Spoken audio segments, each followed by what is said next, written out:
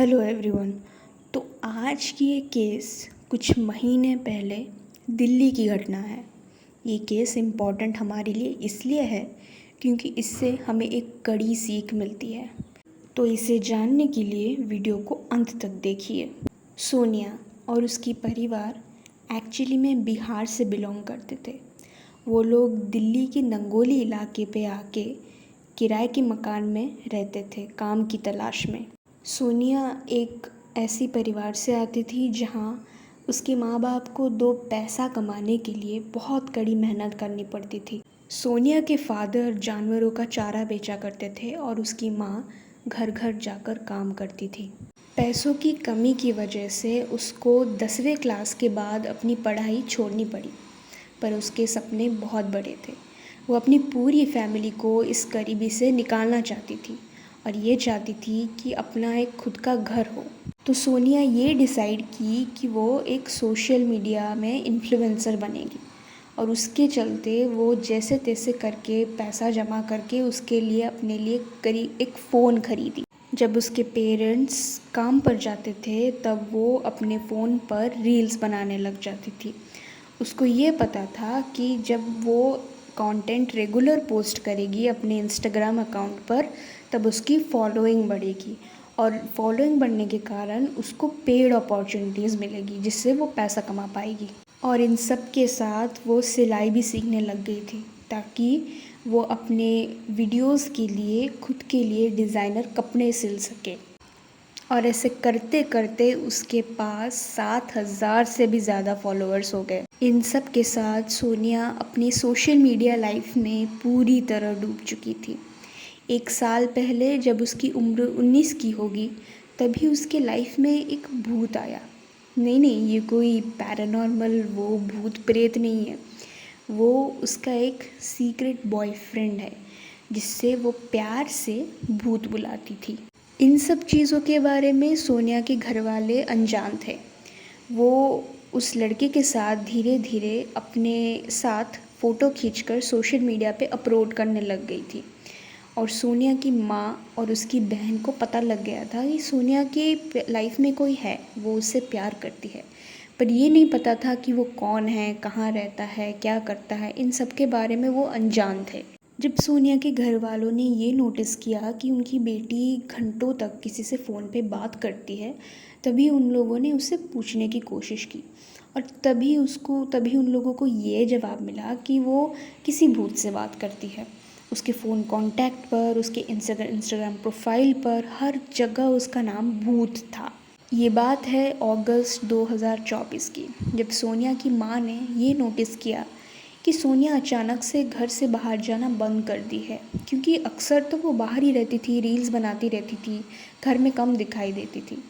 वो फ्रीक्वेंटली बीमार पड़ने लगी और उसके सिम्टम्स के चलते उन लोगों ने जब चेकअप करवाया तो उनके पैरों तले ज़मीन खिसक गई। रिपोर्ट्स में ये पता चला कि वो 20 साल की सोनिया 5 मंथ्स प्रेग्नेंट थी। सोनिया उस लड़के को 15 महीने पहले मिली थी, अगस्त से। उसका नाम संजू था, जिससे सोनिया प्यार से भूत बुलाती थी। वो हरियाणा से था पर सोनिया के घर के पास रेंट में रहता था। उसकी उम्र भी वही 19-20 साल की थी, पर सोनिया उसके प्यार में इतनी पागल थी कि उसको हस्बैंड मानने लग गई थी। इंस्टाग्राम प्रोफाइल में हबी माई हबी #माई हबी हस्बैंड करके डालती रहती थी फ़ोटो। अक्टूबर 2024 को सोनिया की प्रेगनेंसी की 7th मंथ चालू हो गया था। उसने अपनी फैमिली को सब कुछ बता दिया कि उस बच्चे का बाप कौन है, संजू। लेकिन सोनिया को ये बता रखा था कि उसकी फैमिली ने उसको बेदखल कर रखा है। सोनिया वो संजू के लिए करवा चौथ का व्रत भी रखी थी। उसकी फैमिली ने ये सब चीज़ें देख के कि सोनिया प्रेग्नेंट भी है, वो शादी नहीं करके भी उसके लिए करवा चौथ का व्रत रख रही है, उनके पास और कोई ऑप्शन था ही नहीं, तो उन लोगों ने उनका रिलेशनशिप एक्सेप्ट कर लिया। 21 अक्टूबर सुबह करवा चौथ के अगले दिन सोनिया अपना सारा सामान पैक कर कर सुबह घर से निकल गई।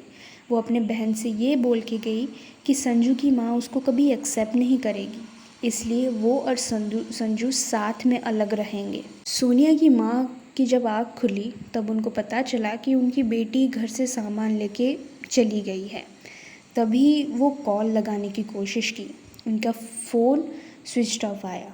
तो दूसरी और तीसरी बार कॉल लगाने के बाद संजू रिसीव किया और बोला, आपकी बेटी अभी आपसे नफ़रत करती है और वो आप किसी से भी रिश्ता नहीं रखना चाहती है।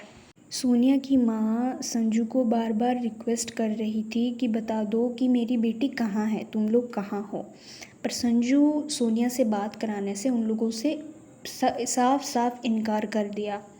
उसी रात 11 बजे जब सोनिया का भाई मनीष संजू को कॉल लगाया तो संजू ने फिर से वही जवाब दिया। पर मनीष को कुछ उसके दोस्तों की अलग ही आवाज़ सुनाई दी। वो ये बोलते सुना कि गड्ढा और गहरा खोदो। सोनिया के घर वाले डर कर पुलिस स्टेशन पहुँचे, लेकिन पुलिस कंप्लेंट दर्ज करने से इनकार कर दिया। पुलिस ने ये कहा कि लड़का और लड़की दोनों बाली हैं और आपकी बेटी अपनी मर्ज़ी से गई हुई है, तो पुलिस कुछ नहीं मदद कर सकती। तो उन लोगों ने वहाँ फेल किया और संजू के बारे में खुद पता करना चालू किए और अगले ही दिन उसके घर पहुँच गए और उन्हें ये पता चला कि संजू असल में संजू नहीं पर सलीम था। सलीम के घर वाले सोनिया के घर वालों से ये कहा कि सलीम को उन्होंने कब से बेदखल कर दिया है। उन्होंने चिट्ठा दिखाई और उनसे अभी उससे कोई लेना देना नहीं है। अगले ही दिन सोनिया के भाई मनीष को पश्चिम बिहार पुलिस स्टेशन से कॉल आती है। उन्होंने एक लड़के को बिना नंबर प्लेट के बाइक चलाते हुए पकड़ा है। उसके पास से कुछ डॉक्यूमेंट्स जैसे कि आधार कार्ड सोनिया के पापा के मिले हैं और उसके सोनिया के थे। मनीष तुरंत बिना टाइम वेस्ट किए मंगोली पुलिस स्टेशन पहुंच गया और वहां के पुलिस को इन्फॉर्म किया। तभी पश्चिम बिहार की वो पुलिस तुरंत उस लड़के को लेके मंगोली पुलिस स्टेशन आ गई। वो लड़का और कोई नहीं पर सलीम ही था।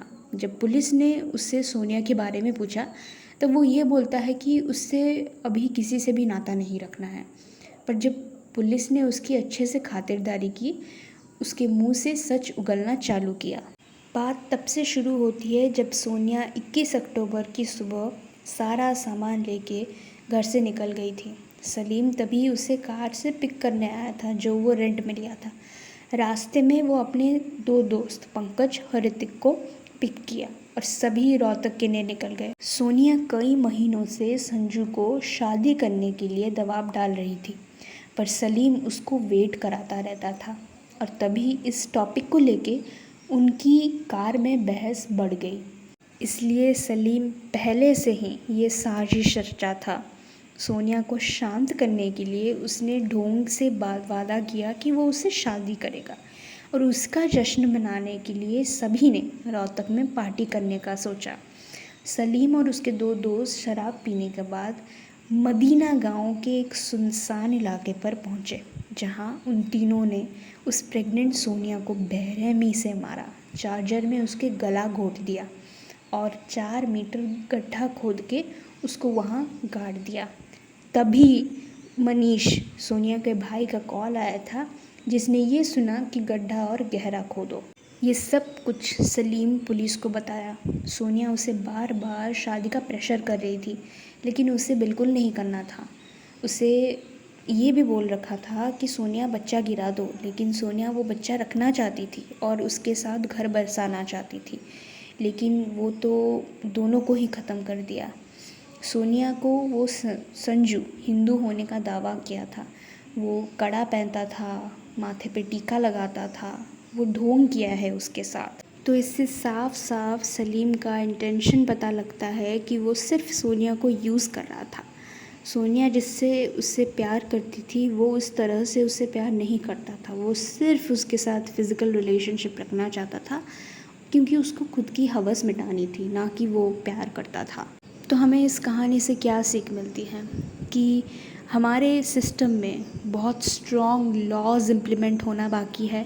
हमारे एजुकेशन सिस्टम में बहुत स्ट्रॉन्ग एजुकेशन देना बच्चों को बाकी है, क्योंकि तभी उनके दिमाग में ट्रू वर्ल्ड के बारे में पता चलेगा, सच्ची दुनिया क्या है उनको तभी पता चलेगा जब हम बताएंगे, उनको समझाएंगे कि असल में दुनिया कैसी है। क्योंकि आजकल तो सोशल मीडिया, इंस्टाग्राम, सब कुछ में सब चीज़ें अवेलेबल है, तो उनको वो चीज़ें सिखानी चाहिए कि उनको कैसे उन प्लेटफॉर्म्स को यूटिलाइज़ करना चाहिए अपने प्रॉफिट के लिए, ना कि कुछ गलत चीज़ें के लिए इस्तेमाल करें। क्योंकि आजकल बहुत इजी है गलत चीज़ें इस्तेमाल करना। तो एजुकेशन बहुत इम्पॉर्टेंट है इन सब चीज़ों को लेके, ताकि ये चीज़ें धीरे आगे जाके धीरे धीरे बहुत कम हो जाए, पूरा नील हो जाए। ये क्राइम्स, ये मिसअंडरस्टैंडिंग्स, ये लैक ऑफ एजुकेशन बहुत कम हो जाए। तो मेरे राय में ये चीज़ें बहुत मैटर करती हैं और आगे जाके बहुत हेल्पफुल होगा। तो आज के लिए बस इतना ही। आप कमेंट्स में बताएं आप क्या सोचते हैं इस केस के बारे में। मिलते हैं अगले केस में, तब तक के लिए बाय।